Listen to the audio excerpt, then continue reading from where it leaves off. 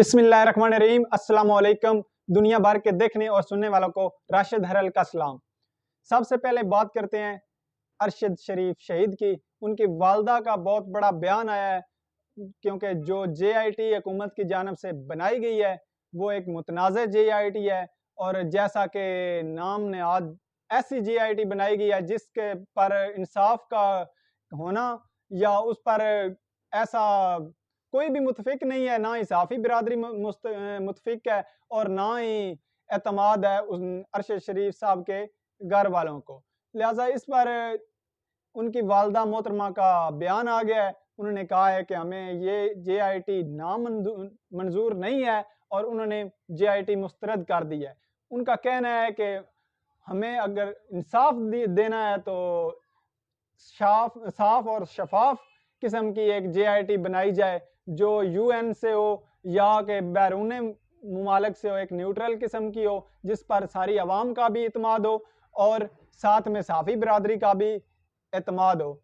इस JIT पे हमारा कोई इत्मीनान नहीं है और ना ही ये हमें इंसाफ दे सकती है, क्योंकि इस पर तमाम लोगों का यही तज्जिया भी है, तबसरा भी है, क्योंकि कोई भी चीज़ है ना, एक नेचुरल सी बात है कि एक चोर को खुद ही वो चोरी करे, उस पर ही शक जाए कि एक बंदे पर इल्ज़ाम लगा हो कि भाई तूने चोरी की है और उसको ही कहा जाए कि चोरी को ढूंढो, या उसको ही वो इख्तियार दिया जाए कि तुम ढूंढो इस पर किसने ये चोरी की है। तो अब ये सीधी सीधी बात है कि वो अपना तो नाम नहीं लेकर आएगा, उसको चीज़ को कंट्रोवर्शियल बनाएगा और किसी और पर थोप देगा। ऐसा नहीं होगा और ना ही आवाम करने देगी और ना ही ऐसी कोई JIT नाम नेहाद JIT पर हमारा एतमाद है। सीधी सी बात है, UN से तहकीकात कराई जाएं और जो मुलव्वस है इसमें तमाम के इंटरव्यूज होने चाहिए, जैसा कि किसने कौन था वो जिसकी वजह से वो पाकिस्तान छोड़ कर गए और उनको छोड़ना पड़ा, किसने उनको धमकियां दी थी, किसने उनको सिक्योरिटी थ्रेट्स बनाए थे, ये कौन थे जो धमकियां दे रहे थे, जो जिन्होंने उन पर बहुत ज़्यादा मुकदमात भी करवाए थे, पर्चे भी कटवाए थे और बाद में उनको जाने पर वतन छोड़ने पर मजबूर भी किया था। कौन था वो जिसने दुबई की हुकूमत से कहा, प्रेशर डाला और वहां से भी निकलवाया? कौन था वो जिसने आगे जाकर कीनिया में ये सारा मामला करवाया? पहले तो हमारे घर से ये जो शुरू होनी चाहिए तहकीकात, ये किसने किया, पाकिस्तान से शुरू होनी चाहिए। तमाम लोगों को मिलना चाहिए, जो बंदे को नाम जो हैं जो आला ओहदों पर हैं उनको भी नाम सामने पहले आए हैं, नाम लिए गए हैं मुख्तलिफ लोगों के जरिए, और उनसे भी पूछा जाए क्या ये आप कर रहे थे, क्यों कर रहे थे, किसने कहा था और क्यों किया। तो ये इस तरह नहीं होगा कि कोई भी आकर, जो एक शहबाज शरीफ के नीचे वो काम करने वाले अफसर हैं जो इस JIT का हिस्सा हैं, तो हमें एतमाद नहीं है ना ही शहबाज शरीफ पर, ना ही इम्पोर्टेड हुकूमत पर, ना ही इसके सहूलतकारों पर। सीधी सी बात है, UN से साफ और शफाफ तहकीकात होनी चाहिए और ये सारा मामलात जो हैं होने चाहिए।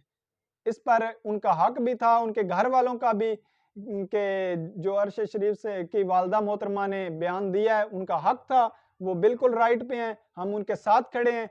जब भी वो कहेंगी, जैसे कहेंगी, हम पहुंचेंगे।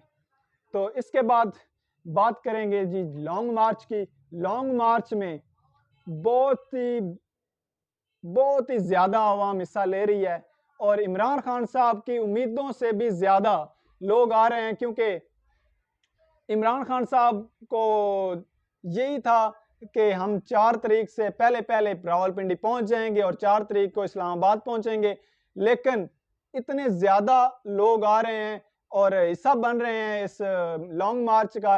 हकीकी आज़ादी के लिए लोग निकल रहे हैं, क्योंकि लोगों को पता चल गया है, ये बाशऊर अवाम है, इसको पता चल गया है, अब वो मुट्ठी छुड़वाएगी आपसे। जो 70 साल से आप काबू करके बैठे हैं ना, वो आपसे मुट्ठी छुड़वा कर रहेंगे। ऐसे नहीं होगा, ऐसे नहीं चलेगा। और अवाम बहुत ज्यादा हिस्सा ले रही है, क्योंकि अवाम को पता चल गया है ये चोर हैं, ये डकैत हैं, ये वो ताकतें थी कि जो सारी जितनी 70 साल से, पिछले 70 साल से बारियां ले रही थी, एक नहीं, दूसरा नहीं, दूसरा नहीं, फिर दूसरा, एक दूसरे के साथ एक दूसरे पर ही कीचड़ फेंकते थे और एक दूसरे की बारियां लेते थे, एक दूसरे पर केस बनाया और दूसरा आ गया, दूसरे ने दूसरे पर केस बनाया और दूसरा आ गया, साथ में वो खाने वाले और ऊपर जो सहूलतकार थे वो भी साथ थे, उनको भी मिलता था। लेकिन इस बार नहीं होगा। इस बार आपने एक लीडर को ललकारा है, तो ऐसा नहीं चलेगा। लॉन्ग मार्च अपनी हदूद और अपनी रफ्तार को बहुत अच्छे तरीके से कवर कर रहा है और कामयाब जूं जूं दिन गुजरता है, आज 5वां दिन था और जूं जूं दिन गुजरता है 5वां दिन के में ऐसे लग रहा है कि जैसे जैसे ये दिन गुजरते जा रहे हैं, लॉन्ग मार्च उतनी तेजी से ज्यादा होता जा रहा है, बढ़ता जा रहा है और लोगों का दिलचस्पी बढ़ रही है। छोटे छोटे इलाकों से, छोटे छोटे गांव से गुजरते हैं तो हजारों की तादाद में लोग आते हैं। तो मेरा नहीं ख्याल कि जल्दी से जल्दी पहुंच सके लॉन्ग मार्च, क्योंकि रफ्तार बहुत स्लो है। इसके बाद बात करेंगे मरियम नवाज की। मरियम नवाज ने एक और चवल मार दी है, जैसे कि वो खुद पहले भी ट्वीट कर चुकी हैं, क्योंकि उनकी एक खास लैंग्वेज है, वो लफ्ज इस्तेमाल करना जानती हैं। क्योंकि हम नवाज शरीफ को भी जानते हैं, वो ऐसे अल्फाज नहीं चुनते, लेकिन मरियम नवाज ने जो अल्फाज मरियम नवाज चुनती है उसका पता चल जाता है कि ये उसकी जहनीयत का ऐसी है और इतनी कुछ है, तो वो ही करती है। और आज उसने वही चीज की और ट्वीट किया।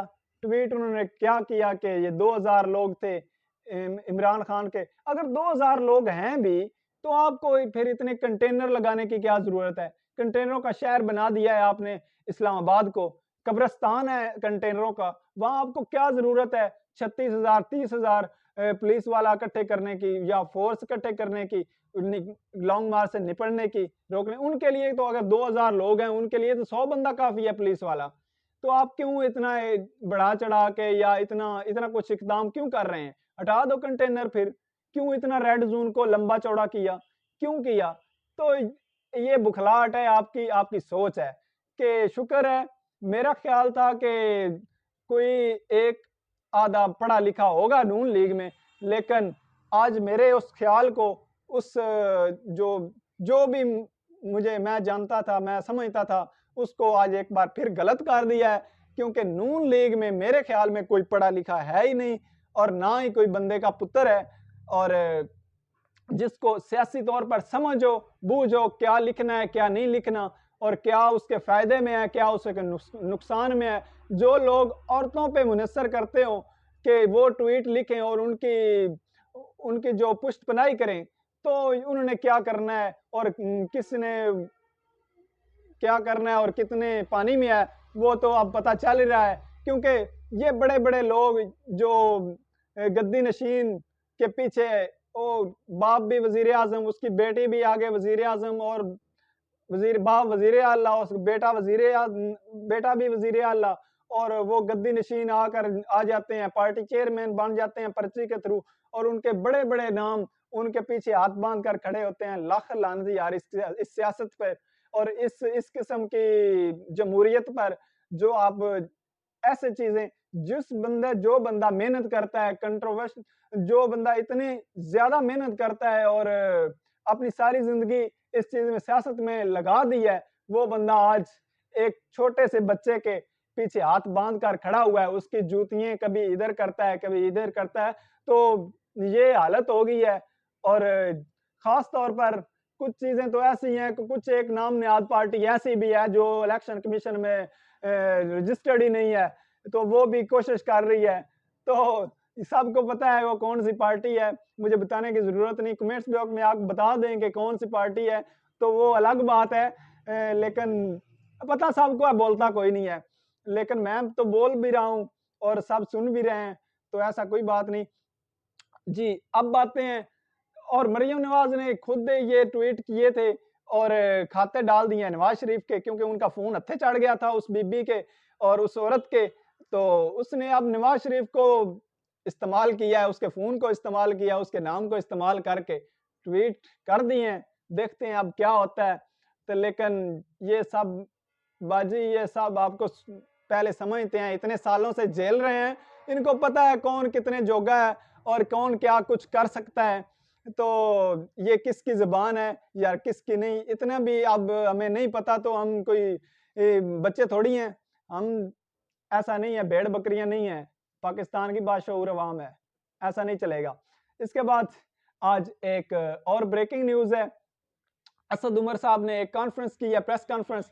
उन्होंने खुला बताया है कि इमरान खान का जो हमने प्लान किया था कि 4 तारीख तक हम इस्लामाबाद पहुंच जाएंगे, लेकिन अनफॉर्चुनेटली कि रफ्तार बहुत स्लो है, लोगों की आमद बहुत ज़्यादा है, लोग बहुत ज़्यादा हिस्सा ले रहे हैं, इसलिए हम नहीं पहुंच सकते और लिहाजा हमें 1 हफ्ता और लग जाएगा, 9 या 10 तारीख तक हम इस्लामाबाद में पहुंचेंगे।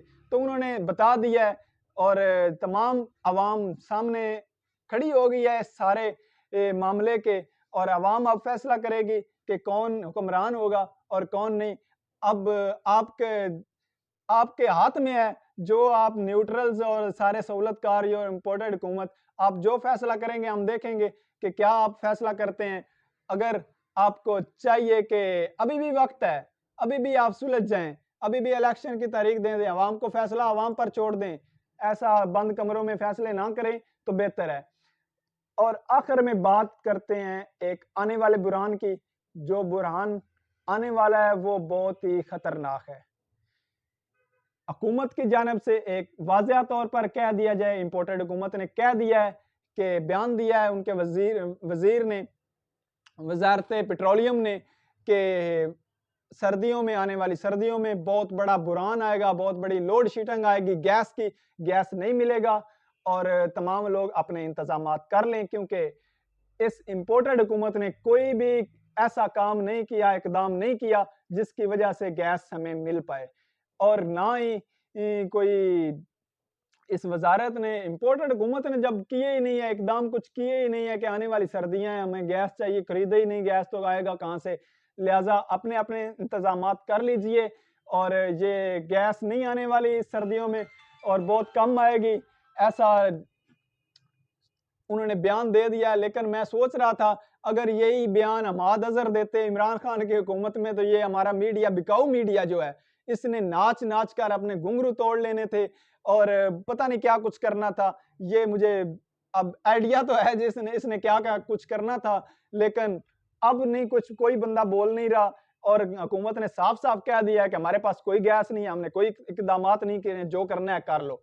तो ये करो, अब भुगतो। अब कहाँ गया वो समा टीवी और जियो वाले, और क्या ये मीडिया है या क्या कुछ क्या कर रहा है, क्या पाकिस्तान के ये मामलात नहीं समझते।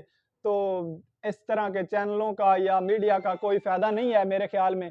तो ये तो गलत बात है। अगर इमरान खान करे कोई बात तो वो बढ़ा चढ़ा कर करो, उसके पीछे लग जाओ, या कोई और बंदा करे, कोई आम आदमी करे तो उसके पीछे लग जाओ।